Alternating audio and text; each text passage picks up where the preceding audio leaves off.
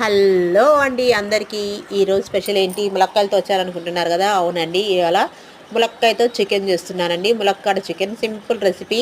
First pan పెట్టేసుకొని పచ్చిమిర్చి ఆనియన్స్ని మంచిగా ఫ్రై చేసేసుకొని చికెన్ వేసుకోవాలండి. చికెన్లోని వాటర్ అంతా పోయే వరకు ఉడికించుకొని అల్లం వెల్లుల్లి పేస్టు, పసుపు, కారం వేసి మంచిగా ఒకసారి మిక్స్ చేసుకొని అందులో ఆ కాస్త వాటర్ కూడా పోయే వరకు ఉడికించుకోవాలి. తరువాత అందులో బాగా అది ఫ్రై అయిపోయాక కొన్ని వాటర్ వేసి మంచిగా ఉడకనివ్వాలండి. చికెన్ బాగా ఉడకాలి కదా. ఇలా ఉడికిన తర్వాత ఇందులోకి ఇప్పుడు మనం ఫ్రెష్గా కట్ చేసుకున్న ములక్కాయల్ని వేసేసుకోవాలండి. ములక్కాయలు మాత్రం చాలా ఫ్రెష్గా నిగనిగలాడుతూ ఉన్నాయండి. టేస్ట్ బాగుంటుంది ఇలా ఫ్రెష్ కూరగాయలు వేసి చికెన్ కర్రీ చేసుకుంటే.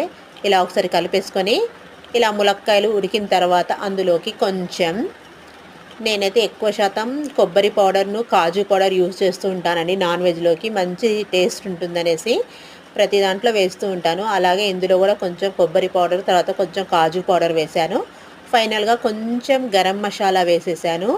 చూడండి కర్రీ ఎంత ఎమ్మీ టేస్టీగా కనిపిస్తుందో, తింటే ఇంకా సూపర్ టేస్ట్గా ఉంటుందండి. ఇప్పుడు ఇందులో కొంచెం గరం మసాలా వేసేసి కొత్తిమీరతో గార్నిష్ చేసుకుంటే మన డ్రమ్ స్టిక్ చికెన్, అదే అండి ములక్కాడ చికెన్ రెడీ. ఇది మనకు చపాతీలోకి బాగుంటుంది, రైస్లో కూడా బాగుంటుందండి. ఒకసారి ట్రై చేయండి. నచ్చితే లైక్ చేయండి, షేర్ చేయండి, సబ్స్క్రైబ్ చేసుకోండి.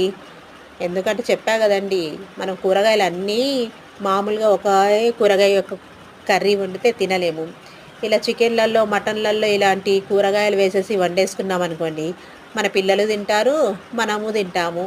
కూరగాయలు తిన్న ఫీలింగ్ ఉంటుంది, నాన్ వెజ్ తిన్న ఫీలింగ్ ఉంటుంది అనేసి నేను ప్రతి కూరగాయని నాన్ వెజ్లో వేసి వండుతూ